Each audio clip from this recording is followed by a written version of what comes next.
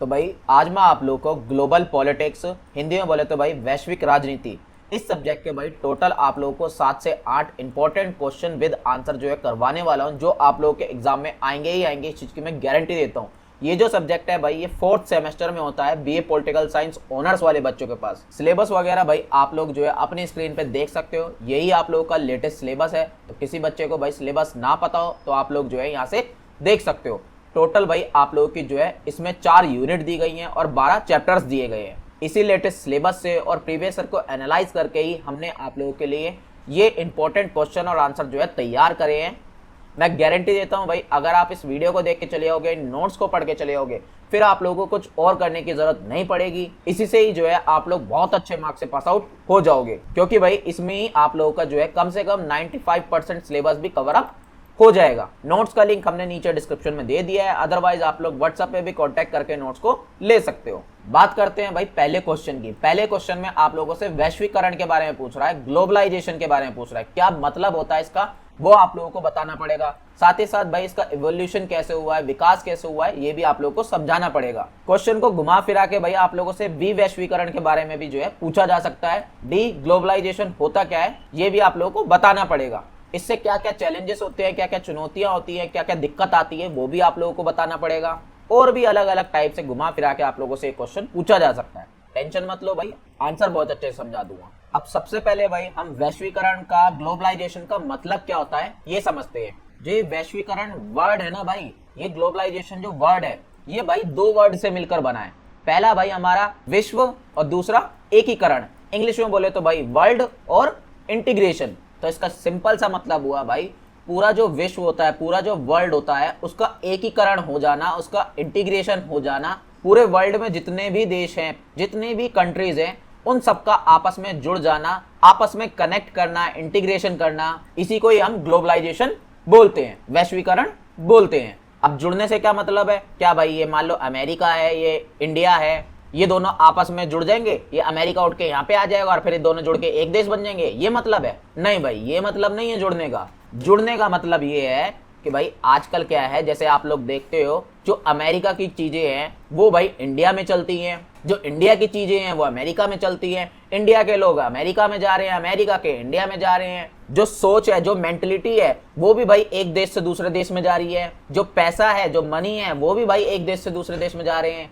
तो ये क्या हो रहा है भाई, पूरा जो वर्ल्ड है आपस में कनेक्ट हो रहा है, उसका एकीकरण हो रहा है। सारे देश जो है एक साथ आ रहे हैं, एक दूसरे के साथ व्यापार कर रहे हैं, ट्रेड कर रहे हैं। जो एक देश की चीजें हैं वो भाई बाकी सभी देशों में मिल रही हैं। जो लोग हैं भाई वो सभी देशों में घूम फिर पा रहे हैं, जा पा रहे हैं। तो ये सब क्या है, ये सब यही तो है कि भाई सारे देश आपस में कनेक्ट हो रहे हैं, पूरा वर्ल्ड जो है आपस में कनेक्ट हो रहा है, एक साथ आ रहा है, उनका एकीकरण हो रहा है, इंटीग्रेशन हो रहा है। तो इसी को ही हम क्या कहते हैं, ग्लोबलाइजेशन या वैश्वीकरण बोलते हैं। आई होप आप लोगों को बहुत अच्छे से समझ में आ चुका होगा। एक बार सिंपल अगर आप लोगों को समझाना चाहूं तो भाई ग्लोबलाइजेशन का, वैश्वीकरण का सिंपल मतलब होता है कि भाई वर्ल्ड में जितने भी देश हैं उन सबका भाई आपस में कनेक्ट होना, एकीकरण होना, उनका एक साथ मिलकर भाई चीजें करना। लाइक भाई एक जगह के सामान जो है वो दूसरे देश में भी मिल पा रहा है, बाकी देशों में मिल पा रहा है, आप लोग सभी देशों में घूम पा रहे हो, सभी देशों के साथ भाई हम लोग ट्रेड कर पा रहे हैं, व्यापार कर पा रहे हैं। हमारा जो पैसा है या दूसरों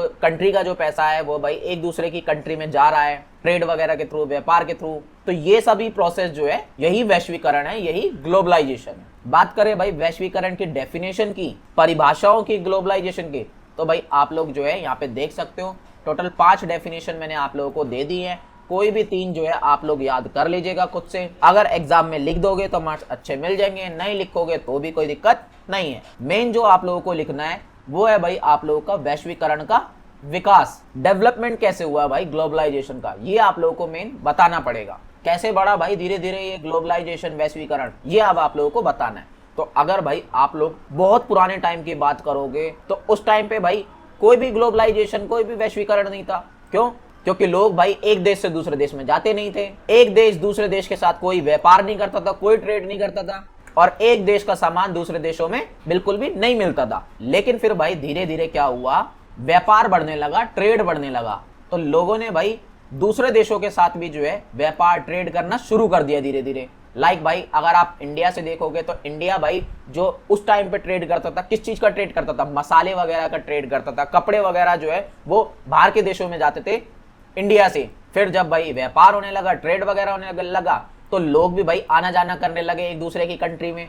अब वो भाई लोग वगैरह जब जाने लगे तो भाई वो अपने साथ साथ अपने थॉट्स भी, विचार जो है वो लेके जाने लगे, अपना कल्चर, धर्म जो है वो भी लेके जाने लगे, अपनी संस्कृति जो है वो भी लेके जाने लगे। और जब वहां पे भाई उन लोगों को और भी लोगों ने देखा, उनके साथ रहे, तो वो लोग भी इन सारी चीजों को फॉलो करने लगे। इसी तरीके से भाई ग्लोबलाइजेशन बढ़ता चला गया पुराने टाइम पे, एंशिएंट टाइम आप इसे बोल सकते हो। फिर आया भाई आप लोग का औपनिवेशिक काल, कॉलोनियल पीरियड, जिस टाइम पे भाई ये जो अंग्रेज थे ये क्या कर रहे थे, ये भाई दूसरे देशों को गुलाम बना रहे थे। और उसी टाइम पे इन्होंने इंडिया को भी गुलाम बना लिया था, और इंडिया के साथ साथ इन्होंने जो है बाकी बहुत सारे जो देश है उनको भी गुलाम बनाया था। वहां पे भी अपनी जो कॉलोनीज थी उन्हें स्टैब्लिश कर लिया था। अब गुलाम तो भाई बनाया ही इन्होंने इस पर्पज से था कि भाई जितना भी सामान है उन कंट्रीज का वो अपने देशों में ले जाएं, उन कंट्रीज को लूट लें ये लोग। अब वहां से जब भाई सामान वगैरह लेके जाएंगे, और उस सामान का क्या करते थे, ये सामान जो है भाई अपने देश में ले जाके बेचते थे, ये लोग ट्रेड करते थे, व्यापार करते थे, जिससे व्यापार वगैरह बढ़ा तो भाई ग्लोबलाइजेशन बढ़ा। फिर आगे चल के भाई औद्योगिक क्रांति हुई, इंडस्ट्रियल रेवोल्यूशन आया, जहां पहले काम भाई इंसान अपने हाथों से किया करते थे, अब वही सारे काम भाई मशीनें वगैरह करने लगी। जहां काम पहले भाई छोटे लेवल पे होते थे, अब वो सब कारखाने में बड़े लेवल पे होने लगे, क्योंकि भाई अब व्यापार बढ़ चुका था ना, अब बेचने के लिए सामान ज्यादा चाहिए, नई नई टेक्नोलॉजी आई उस टाइम पे, जिस वजह से व्यापार भी बहुत तेजी से बढ़ता चला गया। लोग ट्रेड जो है बहुत दबा के करने लगे, अपने देश में भी और दूसरे देशों में भी। धीरे धीरे डिमांड बढ़ती चली गई और सप्लाई उससे भी तेजी से बढ़ती चली गई। फिर जाके भाई हमने रेल वगैरह आई, जहाज वगैरह बने, टेलीग्राफ वगैरह बने, इन जैसे बहुत सारी चीजें भाई बनी उस टाइम पे, जिस वजह से ग्लोबलाइजेशन और तेज हो गया। बात करें भाई 20वीं सदी की, 20th सेंचुरी एरा की, तो इस टाइम तक भाई क्या होने लगा, जब देखा भाई व्यापार वगैरह बढ़ रहा है, इतना ट्रेड वगैरह हो रहा है, तो ऐसे में भाई यूएनओ को बनाया गया। यूएनओ भाई आप लोगों ने अपनी प्रीवियस क्लासेस वगैरह में पढ़ा होगा, संयुक्त राष्ट्र संघ हिंदी में बोलते हैं, और उसके जैसे बहुत से भाई अंतरराष्ट्रीय संगठन बने, इंटरनेशनल ऑर्गेनाइजेशंस वगैरह जो है इस्टेब्लिश हुए। और फिर इन्हीं सारे संगठनों ने, इन्हीं सारे ऑर्गेनाइजेशन ने मिलकर भाई व्यापार वगैरह के लिए, इन सारी चीजों के लिए जो है रूल वगैरह बनाए, नियम बनाए। और उसी टाइम पे भाई जो बहुराष्ट्रीय कंपनियां थी, जो मल्टीनेशनल कंपनियां थी, जो भाई अलग अलग देशों में जाके जो है अपने काम धंधे खोलती हैं, इस टाइम पे ये कंपनीज जो है बहुत ज्यादा बढ़ गई थी, क्योंकि भाई अब जो है रूल वगैरह बन गए थे ना। अब रूल बन गए तो इन कंपनीज को सेफ्टी मिल गई, तो इस वजह से इन्होंने जो है अपना काम धंधा जो है भाई वो दूसरी कंट्रीज में भी जाके खोलने लग गए ये लोग, जिससे ग्लोबलाइजेशन और तेजी से बढ़ता गया। बात करें भाई मॉडर्न टाइम की, आज के टाइम की, आधुनिक युग की, तो आज के टाइम पे तो भाई आप लोगों को पता ही है, सोशल मीडिया का जमाना है, इंटरनेट का जमाना है, मोबाइल में इतनी टेक्नोलॉजी आ गई है, आप डिजिटली भाई हर चीज कर सकते हो, ऐसा कुछ भी नहीं है जो आप नहीं कर सकते हो। आजकल ऑनलाइन सब कुछ हो रहा है, तो आज के टाइम पे बहुत तेजी से जो है ग्लोबलाइजेशन बढ़ता जा रहा है। कोई भी इंफॉर्मेशन है, चाहे वो अमेरिका की हो या किसी भी कंट्री की हो, आप बैठे बैठे अपने मोबाइल से ले सकते हो, वहाँ की एजुकेशन ले सकते हो, व्यापार कर सकते हो, वहाँ से ट्रेड कर सकते हो, वहाँ की जो संस्कृति है, कल्चर है, उसे जान सकते हो। सब कुछ आजकल ऑनलाइन बैठे बैठे मोबाइल से ही हो जा रहा है। आज के टाइम पे तो भाई बहुत ज्यादा जो है ग्लोबलाइजेशन बढ़ता जा रहा है। आई होप आप लोगों को जो विकास हुआ है, जो डेवलपमेंट हुआ है कि कैसे बढ़ा है भाई ग्लोबलाइजेशन, वैश्वीकरण, वो बहुत अच्छे समझ में आ चुका होगा। पेपर में भाई आप लोगों से डी ग्लोबलाइजेशन के बारे में भी पूछ लेता है, वी वैश्वीकरण क्या है, इसके बारे में बताओ। अभी मैंने आप लोगों को ऊपर पढ़ाया कि भाई वैश्वीकरण का सिंपल मतलब होता है पूरे वर्ल्ड में जितने भी देश है, जितनी भी कंट्रीज हैं, उनका आपस में कनेक्ट हो जाना, उनका आपस में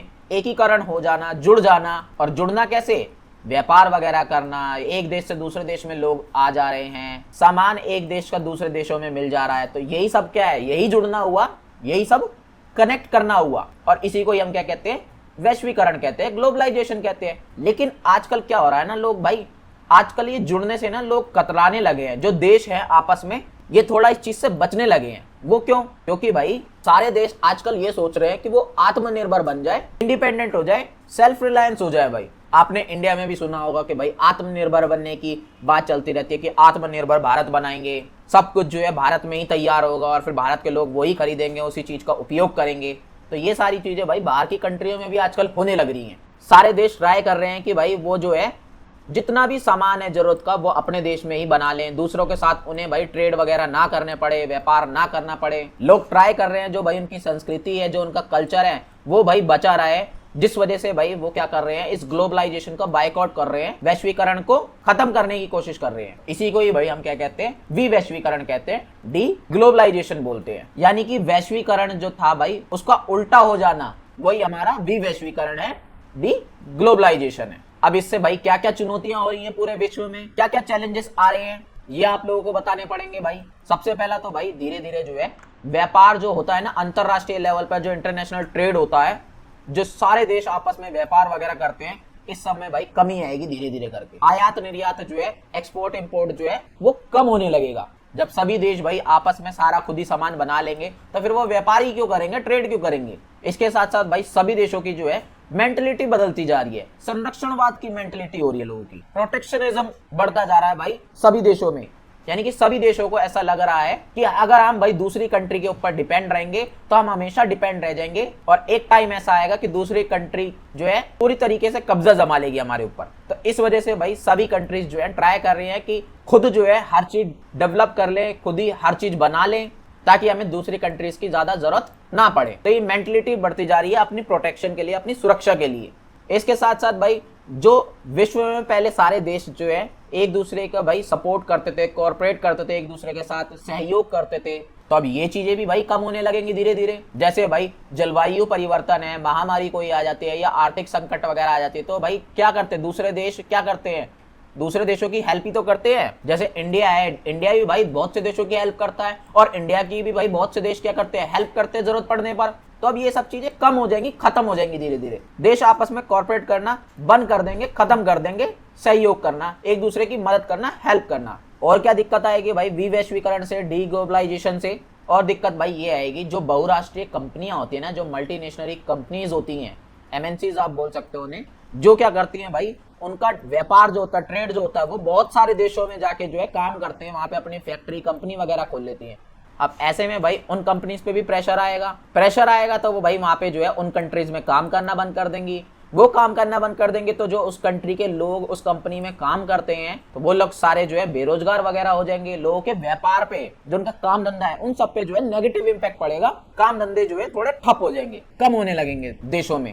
इसके साथ साथ भाई जो आजकल टेक्नोलॉजी है, क्या होता है भाई, टेक्नोलॉजी भी हम लोग क्या करते हैं, आपस में शेयर कर लेते हैं। लाइक भाई रशिया ने हमें बहुत सी टेक्नोलॉजी दी है, हम दे देते हैं बहुत से देशों को टेक्नोलॉजी, या और देशों से हम लोग ले लेते हैं टेक्नोलॉजी। तो ये सब चीजें भाई कम होती चली जाएंगी टाइम टू टाइम। इसके साथ साथ जो भाई हमारी संस्कृति है, कल्चर है, वो भी जो दूसरे देशों में धीरे धीरे फैल रहा था, अब वो भी कम हो जाएगा। इसके साथ साथ भाई जो आपूर्ति श्रृंखला है, सप्लाई चेन है, ये भी डिस्टर्ब होगी भाई। मतलब कि जो भाई जिस तरीके की डिमांड है हमारे देश में, जिन जिन चीजों की डिमांड है, वो सारी चीजें तो नहीं बन सकती ना भाई, हमें बहुत सी चीजें तो बाहर से ही मंगानी पड़ेगी।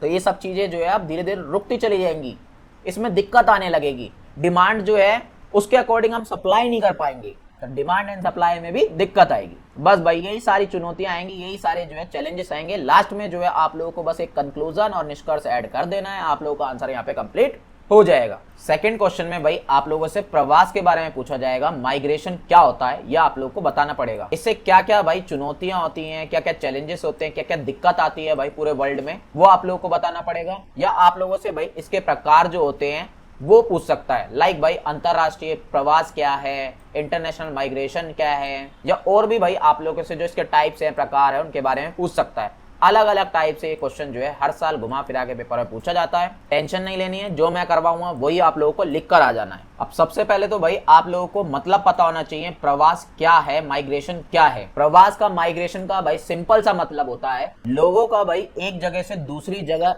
जाना ही प्रवास जो है कहलाता है। लाइक भाई आप लोग जो है एक जगह से दूसरी जगह चले गए तो ये प्रवास, माइग्रेशन कहलाएगा। अब ये भाई परमानेंट भी हो सकता है, आप हो सकता है भाई दिल्ली से निकलकर भाई आप लोग राजस्थान में रहना शुरू कर दो परमानेंटली, और ये टेम्परेरी भी हो सकता है। हिंदी में आप स्थायी अस्थायी बोल सकते हो। अब लोग भाई प्रवास यूजुअली क्यों करते हैं, माइग्रेशन क्यों करते हैं भाई, कोई तो रीजन होने चाहिए, कोई तो कारण होने चाहिए। जो मेनली कारण होते हैं भाई, अच्छा रोजगार के लिए, एजुकेशन के लिए, सेफ्टी के पर्पज से भी लोग कभी कभी चले जाते हैं। मान लो भाई दिल्ली में ज्यादा लड़ाई दंगे वगैरह होने लग गए तो भाई आप लोग दिल्ली छोड़ दोगे ना, तो सेफ्टी पर्पज से भी लोग जो है माइग्रेशन करते हैं, प्रवास करते हैं। या कभी कभी भाई बेटर लाइफस्टाइल के लिए भी लोग प्रवास कर जाते हैं। एजुकेशन के लिए आप लोग देखते हो भाई पढ़ने जो है लोग विदेश जा रहे हैं या एक स्टेट से दूसरे स्टेट में जा रहे हैं। तो बहुत सारे रीजन होते हैं भाई प्रवास के, माइग्रेशन के।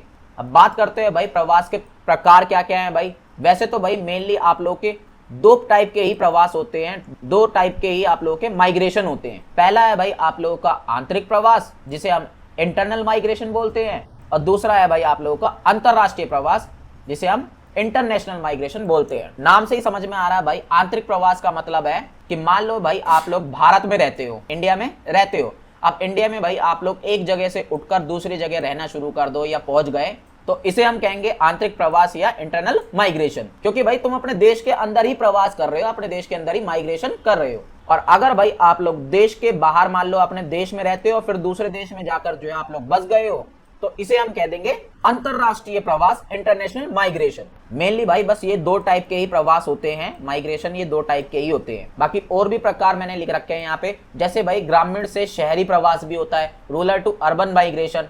यानी कि कुछ लोग आप लोगों ने देखे होंगे गांव से निकलकर जो है भाई शहरों में आके बसने लगते हैं, तो इसे हम कह देते हैं ग्रामीण से शहरी प्रवास, रूरल टू अर्बन माइग्रेशन। और कुछ लोग जो है भाई शहर से गांव में जाकर बसने लगते हैं, तो इसे हम कह देंगे भाई अर्बन टू रूरल माइग्रेशन, शहर से ग्रामीण में प्रवास। इसके साथ साथ भाई कुछ जो माइग्रेशन होते हैं, जो प्रवास होते हैं, वो भाई परमानेंट होते हैं, स्थायी होते हैं। यानी कि भाई एक जगह से आप लोग निकल के गए दूसरी जगह पे और परमानेंटली वहां पे बस गए, तो इसे हम कह देंगे परमानेंट, स्थायी माइग्रेशन या प्रवास। और कुछ होता है भाई टेम्परेरी, अस्थायी प्रवास, जैसे कि मान लो भाई तुम लोग घूमने गए हो या एजुकेशन के पर्पज से गए हो कुछ टाइम के लिए, या काम धंधा वगैरह करने गए हो कुछ टाइम के लिए, वापस कुछ टाइम बाद आप जो है अपने उसी एरिया में आ जाओगे, तो इसे हम कह देते हैं टेम्परेरी या अस्थायी प्रवास या माइग्रेशन आप इंग्लिश में बोल सकते हो।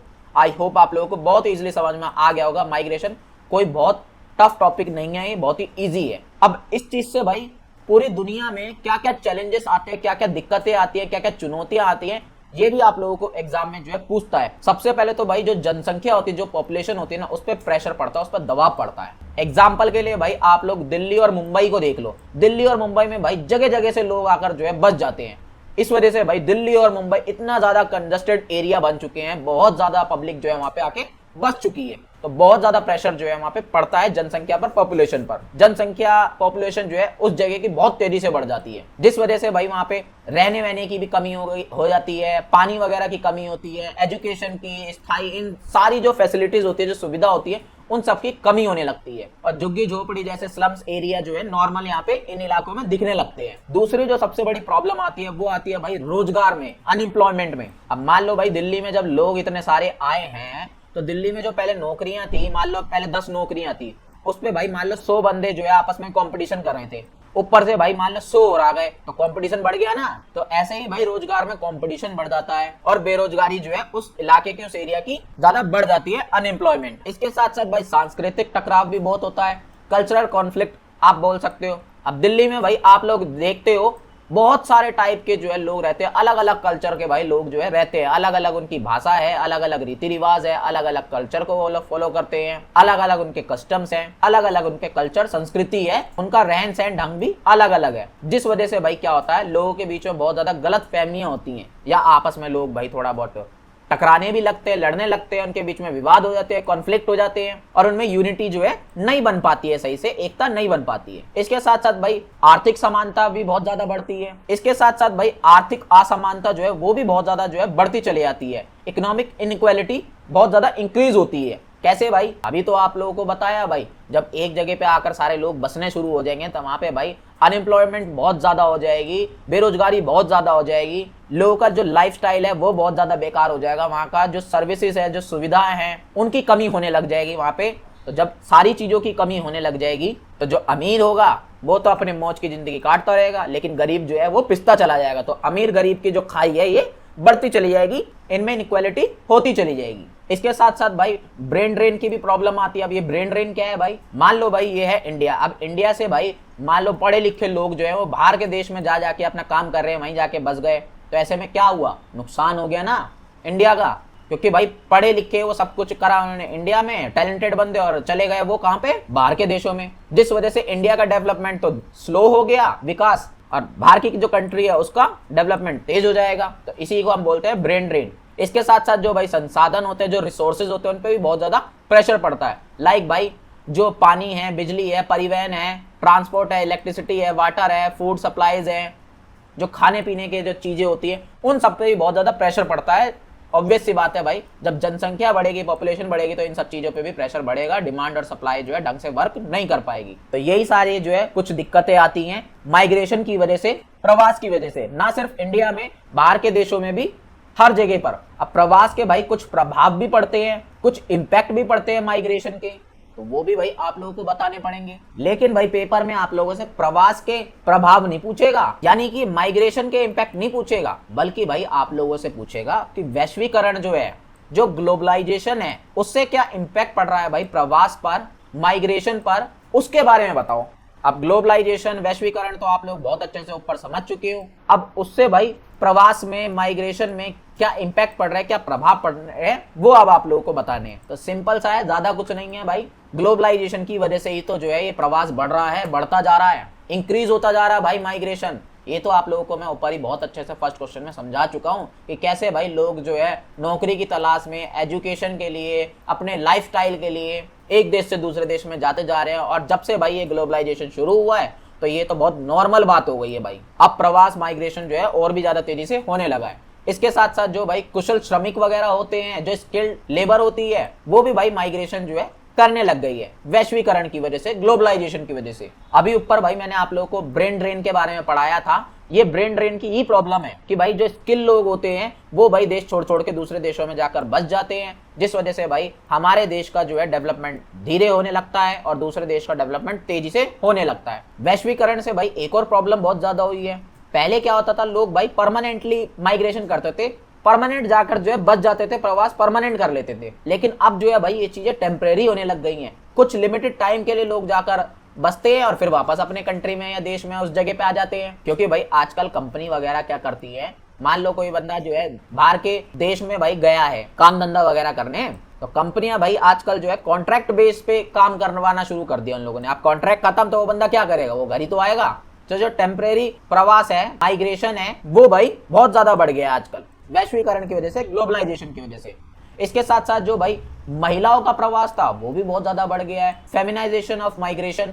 पहले भाई यूजुअली जो है महिलाएं जो थी, जो फीमेल्स थी, वो माइग्रेट नहीं करती थी, वो प्रवास नहीं करती थी, ज्यादा आना जाना इधर उधर नहीं करती थी। लेकिन भाई अब क्या है, जब से ग्लोबलाइजेशन आया है, महिलाओं को जो है अपने अधिकार मिल गए, उन्हें अपने राइट्स पता है, उन्हें पता है कि भाई बाहर की कंट्रियों में भी जो है कैसे महिलाएं आगे बढ़ रही हैं, फीमेल्स आगे बढ़ रही हैं। तो उन्हें देख देख के जो है भाई और भी जो महिलाएं हैं वो मोटिवेट हो रही हैं और माइग्रेशन रेट जो है उनका भी बहुत ज्यादा बढ़ गया है, महिलाओं का भी प्रवास बहुत ज्यादा बढ़ गया है। देखा जाए तो भाई एक तरीके से ये अच्छा इंपैक्ट पड़ा है फीमेल्स के लिए। इसके साथ साथ भाई प्रवास के, माइग्रेशन के नए नए रास्ते निकल के आ गए, नए नए रूट, नेटवर्क जो है निकल के आ गए हैं। जब से वैश्वीकरण आया, ग्लोबलाइजेशन आया, टेक्नोलॉजी बहुत ज्यादा बढ़ गई है, रेलवे शुरू हो गई हैं भाई, एरोप्लेन शुरू हो गए हैं, जहाज शुरू हो गए हैं, और भी नई नई टेक्नोलॉजी आ गई है, जिस वजह से माइग्रेशन के जो है नए नए रूट्स निकल के आ गए, नए नए नेटवर्क निकल के आ गए हैं, नए नए तरीके निकल के आ गए हैं। फोन वगैरह आजकल बहुत इजी है माइग्रेशन के लिए। अब माइग्रेशन का मतलब भाई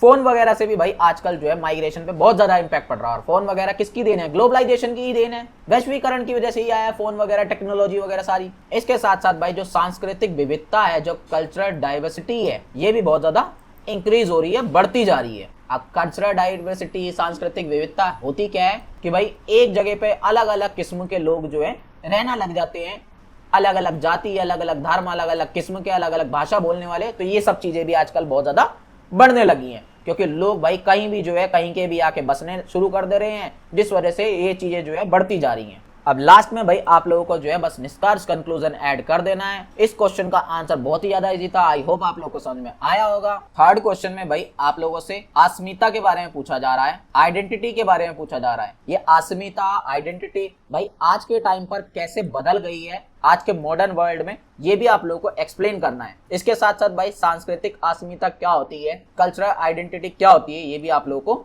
बताना है। क्वेश्चन को और भी टाइप से आप लोगों से घुमा फिरा के पूछ सकता है, टेंशन नहीं लेनी है, जो मैं समझाऊंगा वही एग्जाम में लिखकर आ जाना है। अब सबसे पहले भाई सांस्कृतिक अस्मिता का मतलब क्या होता है, कल्चरल आइडेंटिटी का मतलब क्या होता है वो समझते हैं। उससे पहले भाई आप लोगों को जो है अस्मिता आइडेंटिटी का मतलब जो है पता होना चाहिए। इंग्लिश में तो इजीली समझ में आ रहा है, लेकिन हिंदी में फिर भी नहीं समझ में आएगा। इसका सिंपल मतलब होता है भाई अपनी पहचान बनाना, अपनी आइडेंटिटी बनाना। तो भाई सांस्कृतिक अस्मिता का क्या मतलब हुआ, पूरा कल्चरल आइडेंटिटी का क्या मतलब हुआ, तो इसका मतलब हुआ भाई कि अपनी संस्कृति की, अपने कल्चर का पहचान बनाना, अपनी संस्कृति की आइडेंटिटी बनाना। ये चीज कैसे बनती है भाई, ये चीज भाई ऐसे बनती है कि भाई हमारी भाषा क्या है, धर्म क्या है, परंपरा क्या है, रीति रिवाज क्या है, पहनावा क्या है, खान पान क्या है, जीवन शैली क्या है। इंग्लिश में बोले तो भाई हमारी लैंग्वेज क्या है, रिलीजन क्या है, ट्रेडिशंस क्या है, कस्टम्स क्या है, अटायर क्या है, फूड हैबिट्स क्या है, लाइफस्टाइल क्या है। इन सब से ही भाई पता चलता है कि हमारी कल्चरल आइडेंटिटी क्या है, सांस्कृतिक अस्मिता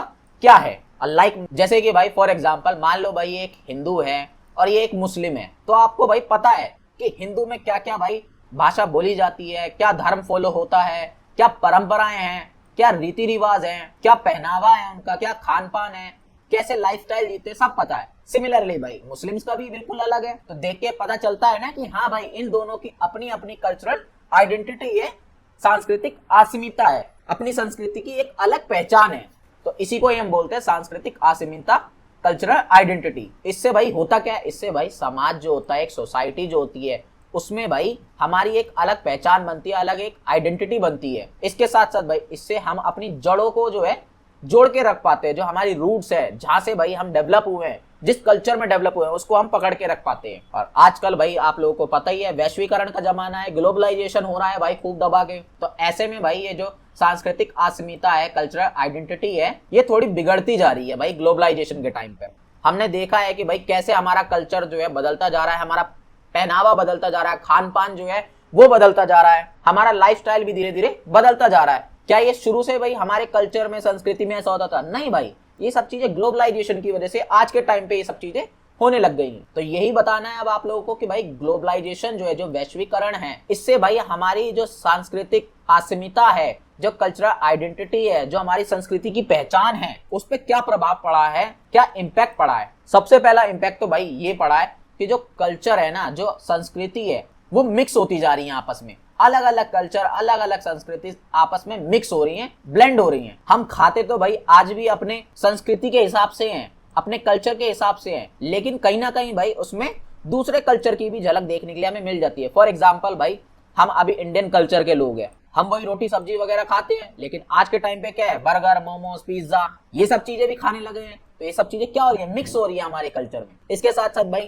फैशन के नाम पे देख ले तो हम पहले जो है भाई हमारे कल्चर में सिर्फ धोती कुर्ता वगैरह चलता था, आज के टाइम पे भी चलता है, लेकिन जीन्स वगैरह आजकल ज्यादा चलने लगी हैं। तो पहनावा बदल रहा है, संस्कृति जो है मिक्स हो रही है।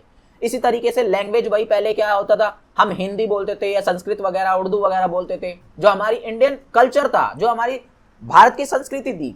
लेकिन अब उसमें इंग्लिश भी जोड़ने लगे, आजकल हिंदी इंग्लिश मिक्स करके जो है कॉमनली बोलते हैं। इसके साथ साथ भाई आप गाने वगैरह सुनते होंगे, सॉन्ग्स वगैरह, उसमें भी हम क्या करते हैं, हिंदी इंग्लिश दोनों लैंग्वेज में सुन लेते हैं, बाहर के भी सुनते हैं, यहाँ के भी सुनते हैं, सब सुन लेते हैं हम। तो ये क्या हो रहा है भाई, संस्कृति जो है, जो कल्चर है, वो ब्लेंड हो रही है आपस में, संस्कृति मिश्रण हो रही है वैश्वीकरण की वजह से, ग्लोबलाइजेशन की वजह से। इसके साथ साथ भाई जो हमारी स्थायी संस्कृति थी, जो लोकल कल्चर था भाई हमारा, उसका इरोजन हो रहा है, उसका क्षरण हो रहा है, यानी कि वो जो है भाई कम होती जा रहा है। जो हमारा जो पहले कल्चर होता था वो अब खत्म होता जा रहा है धीरे धीरे। और ये चीज मैंने आप लोगों को समझा ही दिया कि कैसे खत्म हो रहा है। अभी तो भाई मिक्सअप हो रहा है, लेकिन आने वाला टाइम ऐसे होगा कि भाई हमारी संस्कृति का पूरा नामो निशान ही खत्म हो जाएगा, हमारे कल्चर का कोई भी ट्रेडिशन वगैरह जो है नहीं होगा। हम सब दूसरे ट्रेडिशंस को फॉलो करना शुरू कर देंगे, दूसरे कल्चर को फॉलो करना धीरे धीरे शुरू कर देंगे पूरी तरीके से। इसके साथ साथ भाई हमारे जो जीवन शैली है, जो लाइफस्टाइल है, वो भी पूरी तरीके से चेंज हो गया। कहाँ भाई पहले जो है बच्चे क्या क्या खाते थे और अब क्या क्या खा रहे हैं, उनका पहनावा भाई पहले क्या था और अब क्या हो रहा है, लोगों का काम वगैरह भाई पहले लोगों को कैसे होते थे और अब काम धंधे वगैरह जो है भाई कैसे होते जा रहे हैं। इसके साथ साथ भाई पहले इंजॉयमेंट के लिए अलग अलग चीजें होती थी, लेकिन अब जो है इंजॉयमेंट का तरीका ही बदल गया है। लोग फोन में लगे रहते हैं एंजॉयमेंट के लिए, जो और भी बहुत से तरीके हैं, तरीका ही बदल गया, पूरा लाइफस्टाइल ही हमारा चेंज हो चुका है। ग्लोबलाइजेशन से पहले भाई ये सब चीजें नहीं थी, लेकिन ग्लोबलाइजेशन इतनी तेजी से बढ़ रहा है और आजकल भाई डिजिटल वर्ल्ड भी ग्लोबलाइजेशन की वजह से इतना ज्यादा बढ़ गया है कि आजकल भाई हम सोशल मीडिया वगैरह देखते हैं, डिजिटल मीडिया इंटरनेट वगैरह पे हम क्या करते हैं, बाहर के कल्चर वगैरह को देखते हैं और उसी को फॉलो करने की कोशिश करते हैं, जिस वजह से हमारी जो कल्चरल आइडेंटिटी है, सांस्कृतिक अस्मिता है, पहचान है हमारी संस्कृति की, वो खत्म होती जा रही है, वो बिगड़ती जा रही है। आजकल भाई आप लोगों ने ये भी देखा होगा कि भाई बहु संस्कृति जो समाज है वो भी बनते जा रहे हैं, यानी कि मल्टी कल्चरल सोसाइटीज बनती जा रही हैं। एग्जाम्पल के लिए भाई दिल्ली ले लो ना, दिल्ली में अलग अलग कल्चर के आप लोगों को लोग मिल जाएंगे, अलग अलग संस्कृति के, अलग अलग भाषा बोलने वाले, अलग अलग रहन सहन खान पान वाले लोग आप लोगों को मिल जाएंगे। और आजकल ये चीजें बहुत ज्यादा कॉमन होती जा रही है ग्लोबलाइजेशन से, क्योंकि ग्लोबलाइजेशन की वजह से माइग्रेशन बढ़ा और माइग्रेशन की वजह से इस टाइप की सोसाइटी, इस टाइप का समाज जो है बनता जा रहा है, जिसमें भाई अलग अलग कल्चर के लोग जो है एक साथ रहते हैं। वहां पे कोई एक कल्चर फॉलो नहीं होता, बल्कि अलग अलग किस्म के कल्चर जो है वहां पे फॉलो हो रहे हैं। इसके साथ साथ भाई आजकल कमर्शलाइजेशन जो है बहुत ज्यादा बढ़ गया है, जो उपभोक्तावाद है वो बहुत बढ़ गया है। नई नई कंपनीज आ गई, नई नई फैक्ट्री आ गए, नए नए ब्रांड आ गए हैं, नई नई मार्केट्स खुल गई हैं, और ये सब क्या करते हैं भाई, ये सब हमें नए नए प्रोडक्ट वगैरह जो है चिपकाते रहते हैं। जो चीजें पहले बिकती भी नहीं थी वो भी बेचने लगे हैं। एग्जाम्पल के लिए भाई गोबर जैसी चीज क्या पहले कभी बिकती थी?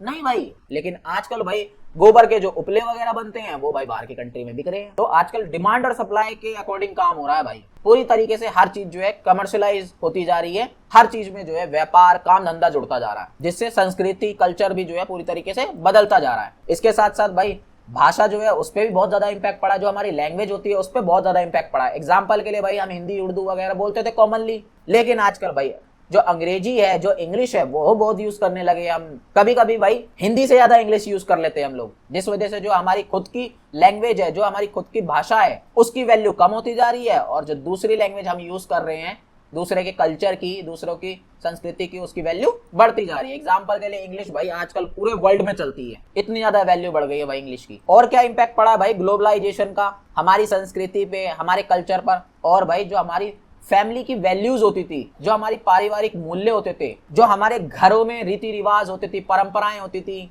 जो तौर तरीके होते थे, वो सब भी जो है भाई धीरे धीरे बदलती जा रही हैं। ये सब चीजें भी खत्म होती जा रही है। पहले आप लोगों को पता है कहाँ भाई हम सारे लोग जो है जॉइंट फैमिली में रहते थे, लेकिन आजकल तो भाई ये जॉइंट फैमिली का कॉन्सेप्ट ही खत्म होता जा रहा है। पहले चाचा मामा ताऊ सब एक साथ एक ही घर में रहते थे, अब ये सब नहीं है भाई, सब अपना सिंगल फैमिली में रहना पसंद करते हैं। तो हमारी कहीं ना कहीं जो पारिवारिक मूल्य हैं, जो फैमिली वैल्यूज हैं, वो भी सब खत्म होती जा रही है। हमारे कल्चर जो है खत्म होता जा रहा है ग्लोबलाइजेशन की वजह से। तो बस भाई यही सारी बातें आप लोगों को बतानी थी। लास्ट में निष्कर्ष कंक्लूजन ऐड कर देना, आंसर आप लोगों को कंप्लीट हो जाएगा। फोर्थ क्वेश्चन में भाई आप लोगों से वैश्विक आतंकवाद के बारे में पूछा जाएगा। ग्लोबल टेररिज्म होता क्या है वो आप लोगों को बताना पड़ेगा। वैश्वीकरण की वजह से, ग्लोबलाइजेशन की वजह से कैसे भाई आतंकवाद बढ़ा है, कैसे टेररिज्म बढ़ा है, ये भी आप लोगों को बताना पड़ेगा। क्वेश्चन को घुमा फिरा के भी आप लोगों से पूछ सकता है, कैसे भी पूछ ले, लिखकर हमेशा वही आना है जो मैं आप लोगों को बताने वाला हूँ। तो सबसे पहले तो भाई आप लोगों को आतंकवाद का मतलब पता होना चाहिए, टेररिज्म का मतलब पता होना चाहिए। और आतंकवाद का भाई मतलब, आतंकवाद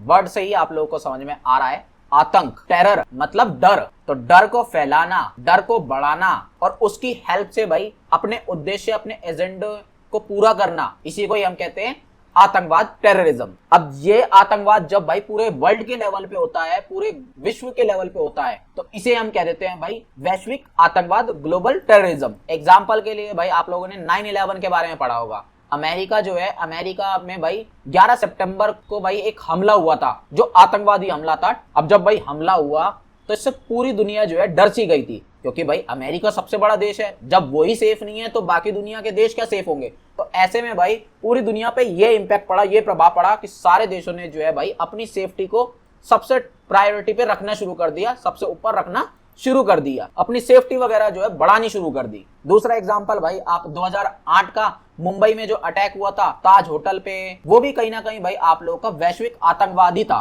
क्यों? क्योंकि भाई हमला तो भारत पे हुआ था, लेकिन इसका इंपैक्ट जो है भाई दूसरे देशों पर भी पड़ा था। क्योंकि ताज होटल में, क्योंकि जो ताज होटल में भाई हमले वगैरह हुए थे, या मुंबई में जहां जहां भी हमले हुए थे, वहां पे भाई टूरिस्ट वगैरह भी तो थे, अलग अलग देश से आए हुए टूरिस्ट थे, उनमें बहुत से टूरिस्ट भी मरे, उनको नुकसान हुआ, उनके मन में भी जो है डर बैठ गया। साथ साथ भाई जो उनकी फैमिली होगी, जो उनका देश होगा, उन लोगों को भी जो है वो सब देख के डर लगा होगा। तो आई होप आप लोगों को समझ में आ चुका होगा भाई वैश्विक आतंकवाद क्या है, ग्लोबल टेररिज्म क्या है। यानी कि पूरे वर्ल्ड के लेवल पर डर को फैलाना, आतंक को फैलाना, उसे ही हम वैश्विक आतंकवाद या ग्लोबल टेररिज्म बोलते हैं। अब ग्लोबलाइजेशन की वजह से भाई कैसे बढ़ गया ये आतंकवाद ज्यादा, ये आप लोगों को बताना है, या ग्लोबलाइजेशन के भाई क्या इम्पैक्ट पड़े हैं आतंकवाद को बढ़ाने में, इस तरीके से भी आप लोगों से पूछा जा सकता है। अब तुम्हें भाई पता है कि जब से ग्लोबलाइजेशन बढ़ा है तो भाई सारे देश जो है आपस में कनेक्ट हो गए हैं। ग्लोबलाइजेशन का मतलब ही ये है कि सब देश आपस में कनेक्ट हो गए हैं, लोग एक देश से दूसरे देश में जा पा रहे हैं इजिली, वहां से बात कर पा रहे हैं, वहां से सामान ला पा रहे हैं, वहां पे रह पा रहे हैं। तो इस चीज का फायदा भाई आतंकवादियों को भी तो हुआ है, टेररिस्ट को भी तो हुआ है, वो भी भाई ये सारी चीजें कर पा रहे हैं इजिली। उनका भी नेटवर्क जो है अब इंटरनेशनल हो चुका है, उनके भी नेटवर्क सभी देशों में आजकल, जिस वजह से भाई अब वो जो हमला कर पाते हैं, जो अटैक कर पाते हैं, वो भी बड़े लेवल पे कर पाते हैं, अच्छे से प्लानिंग कर पाते हैं, टेक्नोलॉजीज का यूज कर पाते हैं, वो भी इंटरनेट का, सोशल मीडिया का भाई यूज कर पा रहे हैं। वो लोग जो उनके विचार है, जो थॉट्स हैं, वो भाई वो उन लोगों तक पहुंचा पा रहे हैं इंटरनेट के थ्रू, सोशल मीडिया के थ्रू, जो भाई उन्हें सपोर्ट करते हैं, लोगों का ब्रेन वॉश कर पा रहे हैं, वो लोगों को भड़का पा रहे हैं, ताकि भाई नए नए लोग जो है उनके मेंबर बने, नए नए लोग उनके साथ जुड़े, और फिर वो और ज्यादा जो है डर फैला सके, टेररिज्म बढ़ा सके। इसके साथ साथ भाई उनके लिए भाई आसान आवागमन भी हो चुका है, यानी कि इजी मूवमेंट भी हो चुका है, वो अब कहीं भी आ जा सकते हैं ग्लोबलाइजेशन की वजह से। ज्यादा रोक टोक जो है अब नहीं रही है पहले जैसी। अदरवाइज भाई पहले जो है इतनी आसानी से कोई एक देश से दूसरे देश में नहीं जा सकता था, फिर चाहे घूमने के पर्पस से जाए, रहने के पर्पस से जाए, काम करने के पर्पस से जाए, स्टडी करने के पर्पस से जाए। पहले ये सब चीजें इतनी पॉसिबल नहीं थी, बहुत ज्यादा जुगाड़ लगाना पड़ता था, लेकिन अब ये सब चीजें क्या है, बहुत ज्यादा इजी हो चुकी है। तो इस चीज का फायदा जो है आतंकवादी लोग भी उठा रहे हैं, टेररिस्ट भी उठा रहे हैं, अपनी भाई नकली पहचान बनाते हैं, नकली आइडेंटिटी बनाते हैं, और जो अवैध तरीके होते हैं, जो इलीगल मेथड्स होते हैं, उन सबका यूज करके बॉर्डर वगैरह क्रॉस करके, और फिर भाई आराम से वो अपना टेररिज्म फैलाते हैं, आतंकवाद को फैलाते हैं। आजकल भाई बैंक वगैरह भी जो है वो भी भाई वर्ल्ड लेवल पे पूरे आपस में कनेक्ट हो चुके हैं। अब जब आपस में बैंक भी कनेक्ट हो चुके हैं तो हम क्या कर पाते हैं भाई, मान लो हमारे पास पैसा इंडिया में है, हमारा भाई विदेश में कोई रहता है, उसे पैसे वैसे भेजने हो, उसे फाइनेंशियली सपोर्ट करना, तो हम भेज सकते हैं इजीली 2 मिनट में। तो ये सब चीजों का फायदा अब किसे भी होने लगा है, ये सब चीजों का फायदा भाई अब टेररिस्ट को भी होने लगा है, आतंकवादियों को भी होने लगा है। जो फाइनेंशियल रिसोर्सेज होते हैं वो अब इजिली भाई उन्हें जो है मिल जाते हैं। एग्जाम्पल के लिए भाई हम कश्मीर को देखेंगे, कश्मीर में बैठे हुए जो युवा हैं, जो यूथ है, पहले तो भाई उनका इंटरनेट के थ्रू ब्रेन वॉश वगैरह किया जाता है, और फिर भाई उन्हें जो है टेररिज्म फैलाने के लिए, आतंकवाद फैलाने के लिए जो है उनको फाइनेंशियली सपोर्ट भी किया जाता है, हथियार वगैरह भी भेजे जाते हैं। या आजकल तो भाई दान वगैरह का कॉन्सेप्ट, फंडिंग वगैरह का कॉन्सेप्ट भी जो है बहुत ज्यादा चल गया है इजिली, जिससे भाई पता भी नहीं लगता कि हाँ भाई ये टेररिज्म के लिए पैसा यूज होगा, दान के नाम पे दे देते हैं। इसके साथ साथ भाई ग्लोबलाइजेशन की वजह से हथियार वगैरह जो है वो भी और ज्यादा बढ़िया होते जा रहे हैं। इसके साथ साथ जो इंफॉर्मेशन है, जो टेक्नोलॉजी है, वो भी और ज्यादा बढ़ती जा रही है, और इस चीज का फायदा जो है टेररिज्म भी उठा रहे हैं। पहले जो भाई इंफॉर्मेशन इजिली नहीं मिल पाती थी, अब भाई कोई भी सेंसिटिव इंफॉर्मेशन जो है, ज्यादा से ज्यादा सिक्योर इंफॉर्मेशन भी जो है इजिली एक्सेस कर पाते हैं टेररिस्ट भी। इसके साथ साथ भाई मान लो उनके पास भाई कोई हथियार वगैरह नहीं है, कोई वेपन्स वगैरह नहीं है, तो वो भाई बाहर के देशों से जो है मंगवा पाते हैं हथियार वगैरह, नई नई टेक्नोलॉजी के, और सारी इंफॉर्मेशन वगैरह इकट्ठा करके टेक्नोलॉजी के थ्रू और फिर इजिली हमला भी कर पाते हैं, अटैक भी कर पाते हैं। इसके साथ साथ जो भाई टेररिस्ट की जो आइडियोलॉजी होती है, जो उनके विचार होते हैं, जो थॉट्स होते हैं,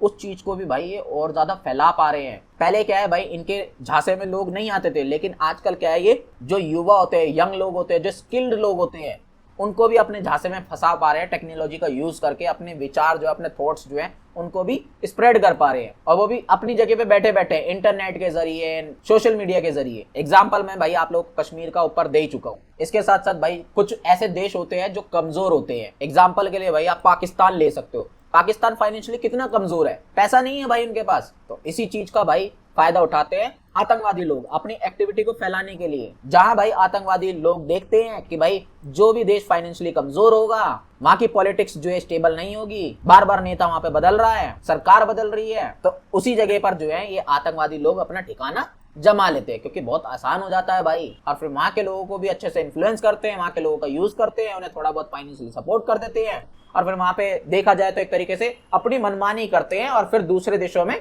टेररिज्म फैलाते हैं, आतंकवाद फैलाते हैं। इसके साथ साथ भाई आजकल जो है, जो मीडिया है, जो हमारी न्यूज है, उसकी कवरेज भी जो है बहुत तेज हो गई है, उसकी पब्लिसिटी जो है बहुत ज्यादा हो गई है। जैसे मान लो भाई, अभी मान लो किन्हीं 2 देशों का आपस में युद्ध हो गया, वॉर हो गई, तो तुरंत भाई मीडिया में आ जाएगी वो खबर, या कहीं पे भी कुछ भी हो गया, अगले सेकंड ही वो न्यूज जो है आप लोगों को मिल जाएगी। इस चीज का फायदा कौन उठा रहा है? आतंकवाद भी तो उठा सकते हैं, उन्हें तुरंत इन्फॉर्मेशन मिल रही है। मान लो उन्होंने भाई कहीं पे अटैक कर दिया, ये इन्फॉर्मेशन भाई छोटी छोटी इन्फॉर्मेशन भी जो है न्यूज मीडिया वगैरह वाले जो है कवर अप कर देते हैं, और फिर जो है यही इन्फॉर्मेशन वहां से सुन के इन लोगों के भाई काम भी आ जाती है थोड़ी बहुत, जिस वजह से ये अपनी प्लानिंग कर पाते हैं और बच बच के भी निकल पाते हैं। तो बस भाई यही सारा इम्पैक्ट पड़ा है ग्लोबलाइजेशन की वजह से। इसी तरीके से जो है बहुत ज्यादा आतंकवाद बढ़ गया है पूरे वर्ल्ड में ग्लोबलाइजेशन की वजह से। लास्ट में भाई निष्कर्ष कंक्लूजन जरूर ऐड करना, तभी आंसर आप लोगों का कंप्लीट माना जाएगा। पांचवें क्वेश्चन में भाई आप लोगों से परमाणु अप्रसार संधि के बारे में पूछा जाएगा, जो न्यूक्लियर नॉन प्रोलिफरेशन ट्रीटी है, इसके बारे में आप लोगों से पूछा जाएगा। शॉर्ट में भाई इसे एनपीटी बोलते हैं। 12th क्लास में आप लोगों ने इसके बारे में पढ़ा भी होगा। इसकी भाई क्या मूल विशेषताएं हैं, मेन कैरेक्टरिस्टिक्स क्या हैं, वो आप लोगों को बताने पड़ेंगे। और शुरू से लेकर जब से भाई ये ट्रीटी हुई है, ये संधि हुई है, आज तक इसके भाई रोल में क्या चेंजेस आए हैं, इसकी भूमिका कैसे बदली है, इसके काम कैसे बदले हैं, वो भी आप लोगों को बताने पड़ेंगे। क्वेश्चन को अलग अलग टाइप से घुमा फिरा के पूछा जाएगा। डायरेक्टली आंसर समझते हैं भाई। अब जैसे कि भाई इसके नाम से ही समझ में आ रहा है, परमाणु अप्रसार संधि, न्यूक्लियर नॉन प्रोलिफेरेशन ट्रीटी। इसके नाम में ही भाई परमाणु है, न्यूक्लियर है, यानी कि भाई ये परमाणु हथियार जो थे, जो न्यूक्लियर वेपन्स थे, उनको रोकने के लिए ये संधि करी गई थी, ये ट्रीटी करी गई थी, ये समझौता करा गया था। इसके साथ साथ भाई अब ये समझौता, ये ट्रीटी, ये संधि हुई कब थी भाई? ये भाई 1968 में बनाई गई थी। 1968 में इसका फॉर्मेशन हुआ था और 1970 में जाके भाई ये लागू हो गई थी। इम्प्लीमेंटेशन एनफोर्समेंट जो है इसका भाई 1970 में हुआ था, 1970 में हुआ था। और आज तक भाई ये ट्रीटी जो है वर्किंग कंडीशन में है, आज तक ये ट्रीटी चल रही है। जब भाई ये संधि बनाई गई थी ना, जब ये संधि हुई थी, ये ट्रीटी हुई थी, तब भाई पूरी दुनिया में गिनती के 5 देश ऐसे थे जिनके पास भाई परमाणु बम था, परमाणु हथियार थे, न्यूक्लियर वेपन थे। वो 5 देश कौन कौन से थे भाई? यूनाइटेड स्टेट यानी कि अमेरिका, रशिया, यूनाइटेड किंगडम यानी कि ब्रिटेन, फ्रांस और चाइना। ये 5 ही देश ऐसे थे जिनके पास उस टाइम पे परमाणु हथियार थे, न्यूक्लियर वेपन्स थे। तब ऐसे में भाई इन सारे देशों ने क्या करा, आपस में मिलकर डिसाइड करा और फिर ये ट्रीटी बना दी, ये संधि बना दी कि भाई हम सिर्फ 5 लोगों के पास ही परमाणु हथियार रहेंगे, बाकी लोग जो है या बाकी देश जो है परमाणु हथियार, न्यूक्लियर वेपन नहीं बना सकते। तो इस वजह से भाई इन लोगों ने क्या करा, इस ट्रीटी पे जो है सभी देशों से साइन वगैरह करवाने शुरू कर दिए, उन पे इंप्लीमेंट करना, थोपना शुरू कर दिया, ताकि वो फ्यूचर में भी कभी परमाणु हथियार या न्यूक्लियर वेपन नहीं बना सके। सेम चीज भाई थोपने की कोशिश इन लोगों ने इंडिया पे भी करी। तो इंडिया ने भाई साफ साफ मना कर दिया कि भाई हम इस संधि को नहीं मानेंगे, इस ट्रीटी को नहीं मानेंगे। सिमिलरली पाकिस्तान ने भी मना कर दिया, इजराइल ने भी मना कर दिया। और जो नॉर्थ कोरिया है भाई, वो अब इस ट्रीटी से बाहर आ चुका है, उसे फर्क नहीं पड़ता वैसे भी पूरी दुनिया से। बात करें भाई ये जो संधि हुई है, ये जो ट्रीटी हुई है परमाणु हथियारों को रोकने के लिए, तो इसके लिए भाई कोई डिपार्टमेंट भी तो होना चाहिए, कोई इंस्टीट्यूट्स भी तो होना चाहिए जो भाई मॉनिटर करे, जो भाई जांच पड़ताल करे कि हाँ भाई कौन कौन से देश हथियार बना रहे हैं, कौन से हथियार नहीं बना रहे हैं, कोई इसका सही तरीके से यूज कर रहा है, कोई कौन नहीं कर रहा भाई सही तरीके से यूज। ये सब चीजें देखने के लिए भाई कोई तो ऐसी इंस्टीट्यूट होना चाहिए ना, कोई तो ऐसी ऑर्गेनाइजेशन या संस्था होनी चाहिए। तो हाँ भाई बिल्कुल है, उसका नाम है इंटरनेशनल एटॉमिक एनर्जी एजेंसी, ये नाम याद रखना। और ये सारा काम निगरानी करने का, मॉनिटर करने का इसी का ही है। अब ये जो भाई संधि हुई है ना, इसके मुख्य 3 स्तंभ है, यानी कि इसके 3 पिलर है मेन। या सिंपल बोलूं तो भाई ये जो संधि हुई है, ये जो ट्रीटी हुई है, इसमें मेनली 3 बातें जो है उस पर इंप्लीमेंट किया गया है, उस पर अमल किया गया है, उन 3 बातों को माना जाएगा जो भी इस संधि पे, इस ट्रीटी पे अपने साइन करेगा देश। सबसे पहला तो भाई जो न्यूक्लियर वेपन है, जो परमाणु हथियार है, उनका प्रसार नहीं करेगा बिल्कुल भी, उसको बढ़ाएगा बिल्कुल भी नहीं वो देश। तीसरा भाई निशस्त्रीकरण, जिन देशों के पास भाई हथियार वगैरह भी है, वेपन्स वगैरह भी है, वो उन सारे वेपन्स का, उन सारे हथियार का धीरे धीरे डिसआर्मेंट भी करेगा, उन हथियारों को कम करेगा। इसी को बोलते हैं भाई हम निशस्त्रीकरण, डिसआर्ममेंट। इसके साथ साथ भाई जो तुम्हारे पास हथियार वगैरह है, न्यूक्लियर वेपन वगैरह है, परमाणु हथियार है, उनका अगर तुम यूज करोगे भी ना, तो भाई शांतिपूर्ण तरीके से करोगे, पीसफुल तरीके से यूज करोगे। लाइक भाई तुम बिजली वगैरह बनाने के लिए कर लो अपने देश में, मेडिसिन वगैरह के लिए कर लो, साइंटिफिक रिसर्च वगैरह के लिए कर लो, कुछ चीज डेवलप करनी है उस चीज के लिए कर लो। ऐसा नहीं कि भाई तुम दुनिया को खत्म करने चले हो, ये सब चीजें नहीं करनी है। तो ये 3 बातों पे जो है भाई एग्रीमेंट हुआ है इस ट्रीटी में, इस संधि में। बात करें कि भाई इस संधि की, इस ट्रीटी की विशेषताएं क्या हैं, मेन फीचर कैरेक्टरिस्टिक्स क्या हैं, वो आप लोगों को बताने पड़ेंगे। सबसे पहला तो यही कि भाई कोई भी जो परमाणु हथियार वगैरह उसका प्रसार अब नहीं होगा। जिस भी देश ने इस ट्रीटी पे साइन करे हैं वो हथियार जो है नहीं बना सकते, न्यूक्लियर वेपन नहीं बना सकते हैं। इसके साथ साथ भाई ये जो संधि हुई है इसने भाई देशों को दो कैटेगरी में रख दिया। पहला भाई वो देश जिनके पास हथियार है, न्यूक्लियर वेपन है, परमाणु हथियार है, और दूसरी कैटेगरी वो जिनके पास कोई भी न्यूक्लियर वेपन या परमाणु हथियार नहीं है। अब परमाणु हथियार भाई किन किन देशों के पास है ये मैं आप लोगों को बता चुका हूं। ऊपर 5 जो थे टोटल, उसके बाद भाई इंडिया के पास भी है, नॉर्थ कोरिया के पास भी है, पाकिस्तान के पास भी है, और भी 1-2 देश है जिनके पास परमाणु हथियार या न्यूक्लियर वेपन हैंगे भाई। अब बाकी सारे किसी भी देश के पास न्यूक्लियर वेपन वगैरह नहीं है। तो ऐसे करके भाई इनने जो है सभी कंट्रीज को 2 कैटेगरी में डिवाइड कर दिया। अगला जो मेन फीचर है भाई इस संधि का, इस ट्रीटी का, वो यही है कि भाई इसका मेन जो लक्ष्य है, मेन जो भाई टारगेट है इस ट्रीटी का, इस संधि का, वो यही है कि भाई निशस्त्रीकरण करना है, डिसआर्मामेंट करना है। यानी कि पूरी दुनिया से भाई न्यूक्लियर वेपन जो है, जो परमाणु हथियार जो है वो धीरे धीरे करके खत्म कर देने हैं। जिनके पास है उनके पास से भी खत्म कर देने धीरे धीरे। और जो भी हथियार वगैरह जिन देशों के पास हैं उनका अगर वो यूज करना चाहते हैं तो भाई पीसफुल तरीके से करेंगे। ऐसा नहीं है कि भाई दुनिया को खत्म करने चले हैं, ऐसा नहीं कर सकते। वो साइंटिफिक रिसर्च पर्पज से कर सकते हैं, मेडिसिन वगैरह के लिए कर सकते हैं, एग्रीकल्चर को, खेतीबाड़ी वगैरह के लिए कर सकते हैं, या बिजली वगैरह बनाने के लिए कर सकते हैं यूज अगर करना है तो।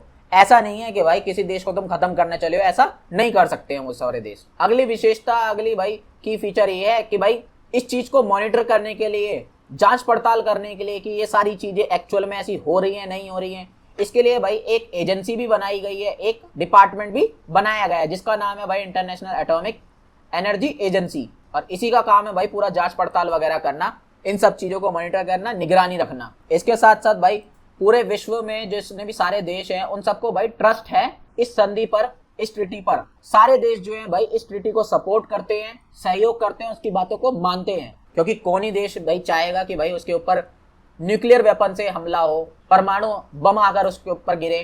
कौन सा देश ऐसा चाहेगा? कोई भी देश नहीं चाहेगा भाई। पहले भाई क्या था, ये जो ट्रीटी थी, ये जो संधि थी, ये भाई परमानेंट नहीं थी, स्थायी बिल्कुल भी नहीं थी। कोई इसका टाइम पीरियड नहीं था, कभी भी ये खत्म हो सकती थी। लेकिन भाई 1995 में, 1995 में क्या हुआ, इस ट्रीटी का जो टाइम पीरियड है, इस संधि का जो टाइम पीरियड है, वो अनलिमिटेड कर दिया कि भाई अब ये संधि कभी भी खत्म नहीं होगी, ये ट्रीटी कभी भी खत्म नहीं होगी। जिस वजह से अब ये जो संधि है ना भाई, ये फ्यूचर में बहुत सालों तक आगे काम करेगी।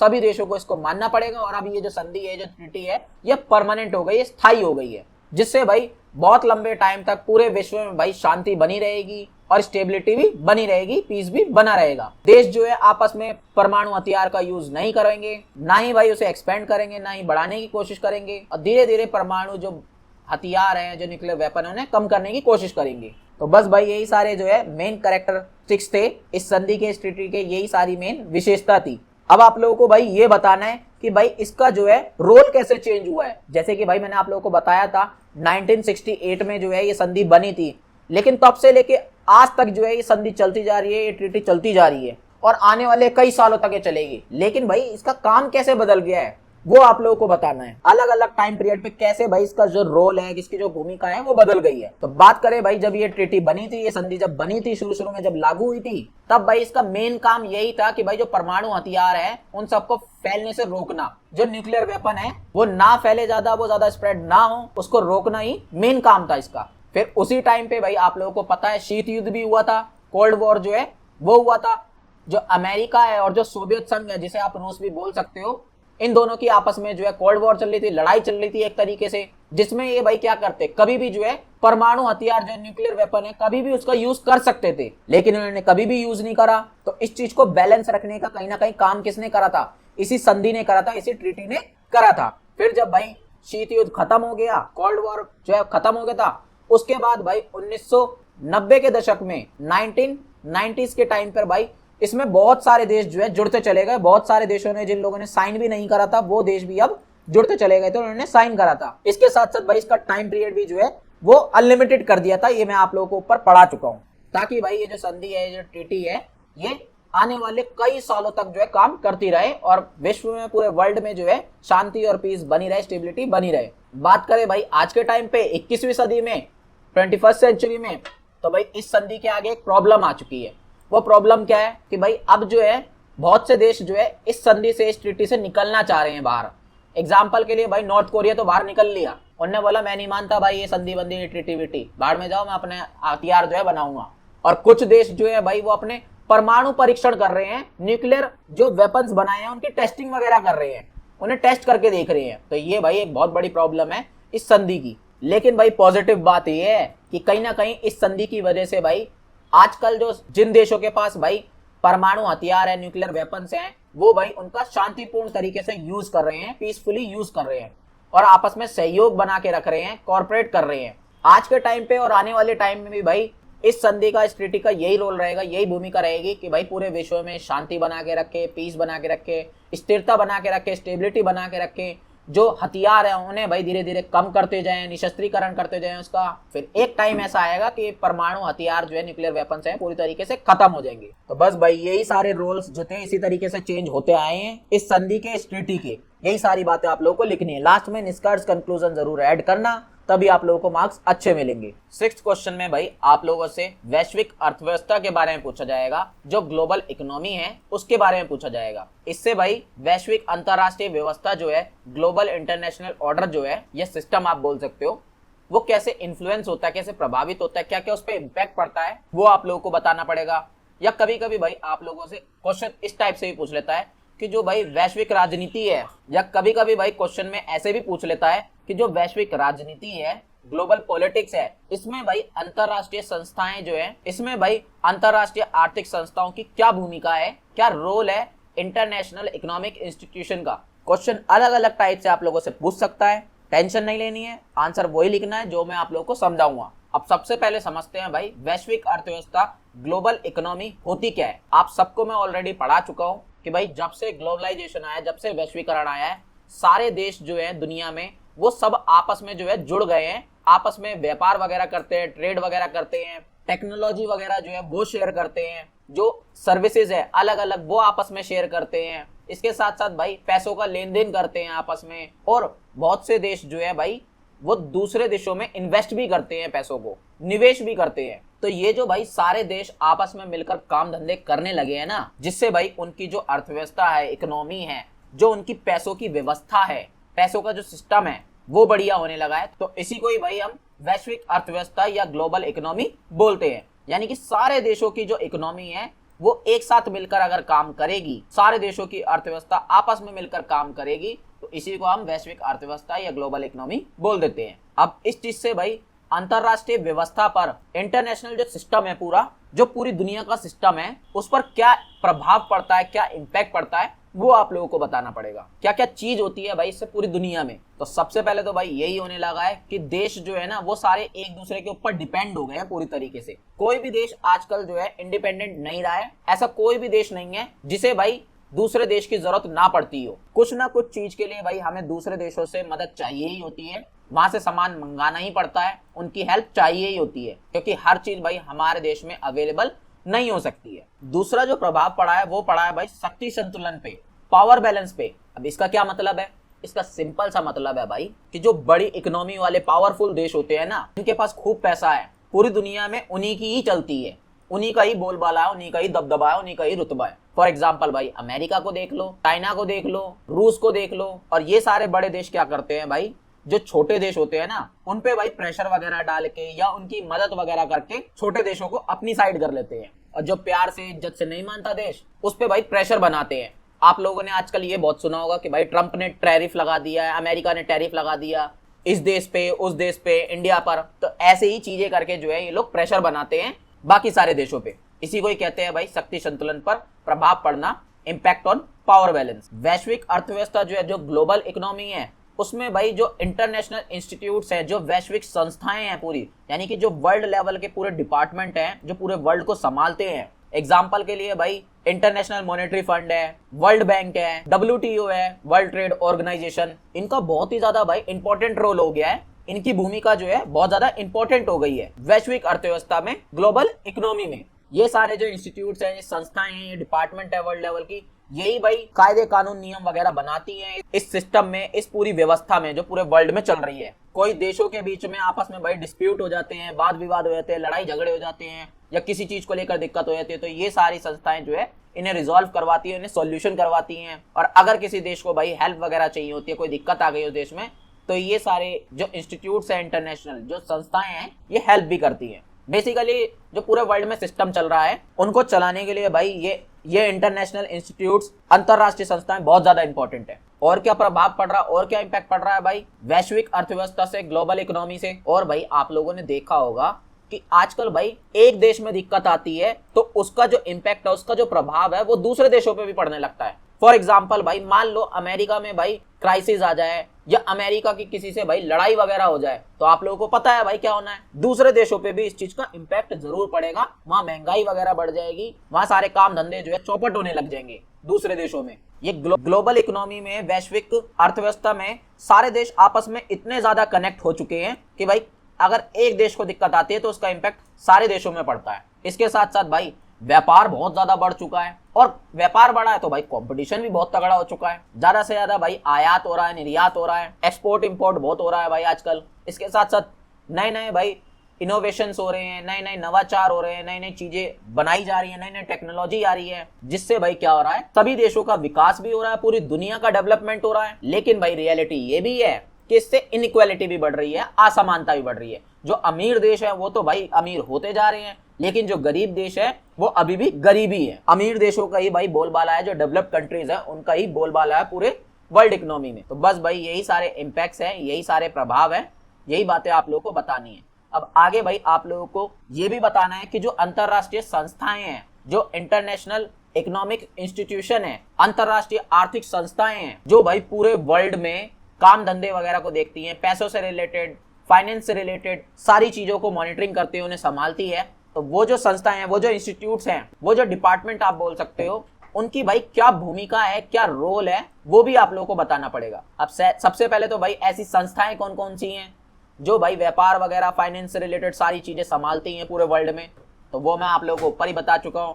International monetary fund, world bank हो गया, WTO हो गया, और भी दो चार हैं जो भाई पूरे वर्ल्ड की इकोनॉमी को संभालने की कोशिश करती हैं। बात करें इनकी भूमिका क्या है, इनके रोल्स क्या हैं, ये क्या क्या करती है भाई सिस्टम को अच्छे से बना के रखने के लिए, तो सबसे पहला तो भाई ये अगर किसी देश में कोई भी आर्थिक संकट वगैरह आ जाता है, इकोनॉमिक क्राइसिस वगैरह आ जाते हैं, पैसे वगैरह की दिक्कत आ जाती है किसी देश में, महंगाई वगैरह ज्यादा बढ़ जाती है, कर्ज में डूब जाता है वो देश, तो ये भाई उसे जो है कर्जा वगैरह देती है। तो भाई ये उस देश को जो है फाइनेंशियली हेल्प करती है, उन्हें भाई लोन वगैरह जो है देती है ये इंस्टीट्यूट्स। साथ ही साथ जो टेक्निकल सपोर्ट चाहिए होता है भाई, वो सारा सपोर्ट भी ये सारे संस्थाएं, ये सारे इंस्टीट्यूट देती हैं। एग्जाम्पल के लिए भाई आप लोगों को पता है अभी कुछ टाइम पहले जो है पाकिस्तान पूरा दिवालिया हो चुका था, वहां उनके पास खाने तक के पैसे नहीं थे। फिर भाई उन्होंने जो है IMF से लोन मांगा, फिर उन्हें जो है लोन दिया गया, तब जाके उनकी हालत जो है थोड़ी बहुत सुधरी है। इसके साथ साथ जो पूरे विश्व में व्यापार होता है, जो पूरा ग्लोबल ट्रेड होता है, पूरे वर्ल्ड में ट्रेड चलता है, उन सबके भाई कुछ कायदे कानून नियम वगैरह होंगे ना, कुछ रूल्स होंगे, कुछ पॉलिसीज होंगी, तो वो सब कौन बनाता है, वो यही सारी संस्थाएं, यही सारे इंस्टीट्यूट्स बनाते हैं, ताकि भाई व्यापार वगैरह में कोई भी दिक्कत ना हो, ट्रेड बिल्कुल स्मूथली चलता रहे। इसके साथ साथ भाई जो देश आजकल विकास कर रहे हैं, अभी पूरी तरीके से विकास नहीं कर पाए हैं, डेवलप नहीं हो पाए हैं, अभी डेवलपिंग फेज में है, तो ये संस्थाएं, ये इंस्टीट्यूट भाई उनकी मदद करती हैं पूरी तरीके से तेजी से विकास करने में, डेवलपमेंट करने में, उन्हें एक्सेलरेट करते हैं ये इंस्टीट्यूट्स। इसके साथ साथ भाई जो देशों की पॉलिसीज होती हैं, जो टैक्स सिस्टम होता है देशों का, जो सरकारी खर्च होता है, इन सबको भी भाई इम्पैक्ट करते हैं ये इंस्टीट्यूट्स, ये संस्थाएं। देशों को भाई अपनी पॉलिसीज जो है, अपने जो टैक्स सिस्टम है, अपनी जो नीतियां हैं, वो चेंज करनी पड़ती है इनके अकॉर्डिंग। एक इंपॉर्टेंट रोल भाई इनका ये भी है कि पूरे वर्ल्ड में जितनी भी सारी कंट्रीज हैं, जितने भी सारे देश हैं, उन सबके बीच में आपस में सहयोग बढ़ाना, उन सबके बीच में भाईचारा बढ़ाना, उन सबके बीच में कॉर्पोरेशन बढ़ाना, ये भी एक इंपॉर्टेंट रोल है भाई इन संस्थाओं का, इन इंस्टीट्यूट्स का। इसके साथ साथ जो भाई पूरी ग्लोबल इकोनॉमी है, वैश्विक अर्थव्यवस्था है, उसको भी भाई बैलेंस रखने का काम करती हैं ये इंस्टीट्यूट्स, ये संस्थाएं। ये भाई ट्राई करती हैं कि भाई जो आप लोगों का पैसों का रेट है, करेंसी एक्सचेंज रेट आप बोल सकते हो, वो भाई ज्यादा ना बढ़े, या व्यापार वगैरह जो है, ट्रेड वगैरह है, वो पूरी तरीके से बैलेंस होके चलता रहे, या फाइनेंशियल जो पॉलिसीज वगैरह हैं उन सब पे भी भाई नजर रखती है, ये उन्हें मॉनिटर करती है टाइम टू टाइम, ताकि भाई पूरे वर्ल्ड में, पूरे विश्व में कोई भी दिक्कत वगैरह ना आए। लास्ट भाई इनका जो इंपॉर्टेंट रोल है वो यही है कि ये शक्ति संतुलन जो है, जो बैलेंस ऑफ पावर है, इसको भी इम्पैक्ट करती है, इसको भी प्रभावित करती है। वो कैसे? क्योंकि भाई ये जो सारे इंस्टीट्यूट्स हैं, जो सारी संस्थाएं हैं, इनमें भाई अमीर देशों की जो डेवलप्ड देश है उनकी बहुत ज्यादा चलती है। और अक्सर भाई ये चीज नोटिस की गई है कि ये जो इंस्टीट्यूट, जो संस्थाएं जो भी डिसीजन वगैरह लेते हैं, जो भी निर्णय वगैरह लेते हैं, उनमें भाई कहीं ना कहीं ये जो डेवलप कंट्री होते हैं, अमीर देश जो होते हैं, इनकी भाई ज्यादा हेल्प होती है, इन्हीं की ज्यादा चलती है। और छोटे देशों की भाई इसमें बिल्कुल भी नहीं सुनी जाती है, उन्हें इग्नोर कर दिया जाता है। तो बस भाई यही सारे रोल थे। लास्ट में जो है आप लोगों को एक कंक्लूजन, निष्कर्ष जो है ऐड जरूर करना है, तभी आप लोगों का आंसर कंप्लीट हो जाएगा। 7वें क्वेश्चन में भाई आप लोगों से पारिस्थितिकी जो मुद्दे हैं उनके बारे में पूछा जाएगा, इकोलॉजिकल इश्यूज के बारे में आप लोगों को बताना पड़ेगा। ये भाई ग्लोबल चैलेंज कैसे बन गए हैं, एक वैश्विक चुनौती पूरे विश्व के लिए एक दिक्कत कैसे बन गए हैं, ये भी आप लोगों को बताना पड़ेगा। साथ ही साथ भाई इनके सॉल्यूशंस के बारे में भी आप लोगों को बताना पड़ेगा। या कभी कभी घुमा फिरा के आप लोगों से जलवायु परिवर्तन के बारे में पूछ लेता है, डायरेक्ट क्लाइमेट चेंज के बारे में पूछ लेता है। क्वेश्चन को अलग अलग टाइप से पूछ सकता है, कंफ्यूज नहीं होना है, आंसर वही लिखना है जो मैं आप लोगों को कराने जा रहा हूँ। तो सबसे पहले तो भाई आप लोगों को ये पता होना चाहिए ये पारिस्थितिकी मुद्दे, इकोलॉजिकल इश्यूज होते क्या है। उससे पहले भाई आप लोग जो है पारिस्थितिकी का मतलब समझो, इकोलॉजिकल का मतलब समझो। इसका सिंपल सा मतलब होता है भाई हमारा नेचर, हमारी प्रकृति, हमारा एनवायरनमेंट। अब हमारी प्रकृति से रिलेटेड, हमारे नेचर से रिलेटेड कुछ दिक्कतें हैं जो पूरे वर्ल्ड में है, तो वही दिक्कतें के बारे में आप लोगों से, वही इश्यूज आप लोगों को बताने हैं। उनमें जो पहला इशू है भाई, जो पहली दिक्कत है वो है भाई जलवायु परिवर्तन की, क्लाइमेट चेंज की। ये क्या है भाई? जलवायु, क्लाइमेट, नाम से ही समझ में आ रहा है, जो मौसम है हमारा, जो क्लाइमेट है वो भाई धीरे धीरे बदल रहा है। आप लोगों ने नोटिस करा होगा कि भाई पहले जो है नॉर्मल जो पृथ्वी का टेम्परेचर था, जो अर्थ का टेम्परेचर था, वो नॉर्मल हुआ करता था, लेकिन आजकल भाई गर्मी बहुत ज्यादा पड़ने लगी है। इसको हम भाई ग्लोबल वार्मिंग भी बोलते हैं। जो आजकल इतनी गर्मी वगैरह पड़ रही है और जिस वजह से मौसम वगैरह भी जो है चेंज होते जा रहे हैं। कहीं पे भाई ज्यादा बारिश हो रही है तो कहीं पे बिल्कुल भी बारिश नहीं हो रही है। समुद्र का पानी बढ़ता जा रहा है तेजी से। जो ग्लेशियर है, जो बर्फ के पहाड़ हैं, वो भाई पिघलते जा रहे हैं, मेल्ट होते जा रहे हैं। तो ये जो भाई मौसम बदलता जा रहा है, इससे बहुत सारी प्रॉब्लम जो है क्रिएट हो रही हैं। इसी को ही भाई हम बोलते हैं जलवायु परिवर्तन, क्लाइमेट चेंज। दूसरा है भाई हमारा प्रदूषण, पॉल्यूशन जिसे आप कहते हो इंग्लिश में। अब प्रदूषण में भाई वायु प्रदूषण दिल्ली में बहुत है, आप लोगों को पता ही है। एयर पॉल्यूशन कितना है दिल्ली में। इसके साथ साथ भाई जल पॉल्यूशन भी बहुत है, वाटर पॉल्यूशन भी बहुत हो रहा है भाई आजकल, और सॉइल पॉल्यूशन भी बहुत हो रहा है, मट्टी का प्रदूषण भी बहुत हो रहा है। आप लोगों को चलो वायु प्रदूषण के बारे में तो थोड़ा बहुत पता होगा, लेकिन ये जल और मट्टी प्रदूषण क्या है, ये वाटर एंड सॉइल पॉल्यूशन क्या है, ये कैसे हो रहा है? तो भाई जल प्रदूषण, वाटर पॉल्यूशन जो है, ये आजकल भाई आप लोग दिल्ली में यमुना नदी का एग्जाम्पल देख लो या गंगा नदी देख लो भाई, आप लोग कितनी पॉल्यूटेड जो है होती जा रही है। क्योंकि भाई उसमें जो है सारा इंडस्ट्रियल वेस्ट वगैरह जो है वो बहा देते हैं, ऐसे ही केमिकल्स वगैरह ऐसी बहा देते हैं, कूड़ा कचरा वगैरह बहा देते हैं। जो ड्रेनेज है वो उसमें ऐसी खुला छोड़ दिया जाता है, जिस वजह से जल प्रदूषण बहुत हो रहा है। रही बात भाई मिट्टी का प्रदूषण कैसा हो रहा है, सॉइल पॉल्यूशन कैसे हो रहा है? ये भाई सॉइल पॉल्यूशन ऐसे हो रहा है, आजकल भाई खेतीबाड़ी वगैरह हम लोग करते हैं, फार्मिंग वगैरह करते हैं, उसमें भाई बहुत सारे पेस्टिसाइड्स वगैरह का यूज करते हैं, बहुत सारे केमिकल का यूज करते हैं, जिससे मिट्टी का भी प्रदूषण हो रहा है, सॉइल पॉल्यूशन हो रहा है। और क्या दिक्कत है भाई हमारे एनवायरमेंट में, हमारे पारिस्थितिकी तंत्र में, हमारे इकोलॉजिकल सिस्टम में?